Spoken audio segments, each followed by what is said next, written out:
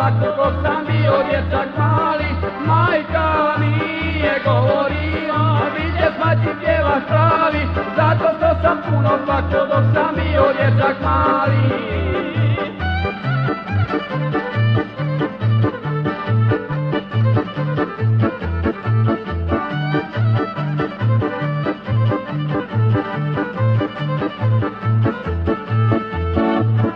Kad sam prvu zapjevao pjesmu preko želja, a potekle su radosice suze mojih roditelja. Kad sam prvu zapjevao pjesmu preko želja, a potekle su